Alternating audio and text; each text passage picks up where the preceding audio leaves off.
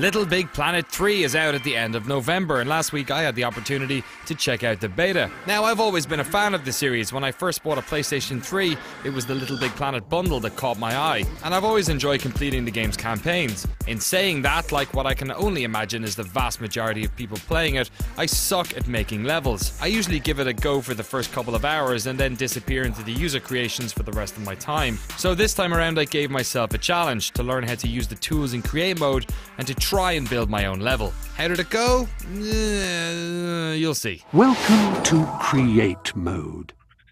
What is it that fills your brain space, desperate to burst forth and be given form?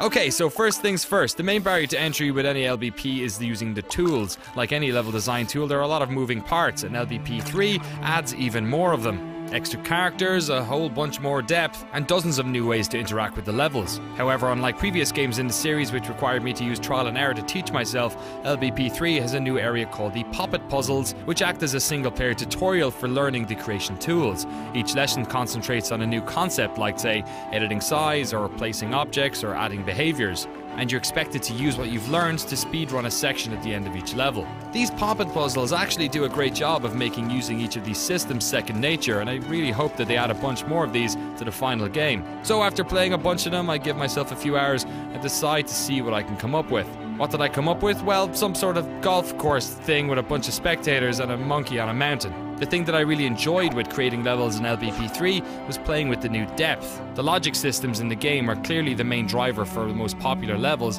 but I just enjoy getting comfortable with what the Poppet Puzzles had taught me up until that point. After a while I needed inspiration, so I delved into the user-created games and realized that people had already made stuff that is so far beyond my means it hurts my brain. Utilizing new characters and deeper levels to create everything from endless runners to Zelda clones. This is similar to the loop I've always had with LBP. I try and make something, get frustrated, then go to the user-created levels for inspiration, and basically get disheartened. However, this time it wasn't the tools that became my barrier to entry. I found them easier to use than previous games. So I went back and chipped away some more and played around with interactivity. I've still not made a level I'd feel comfortable sharing, but for the first time with a LittleBigPlanet, I felt my design was under my control. I kinda knew what I was doing.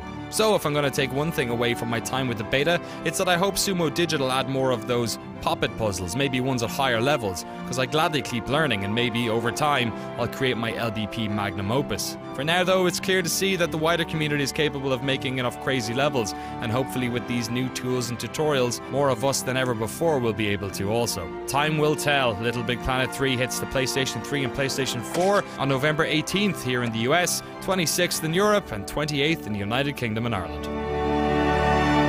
This is a blank canvas ready to be moulded into a wonder that all the Imagisphere can enjoy.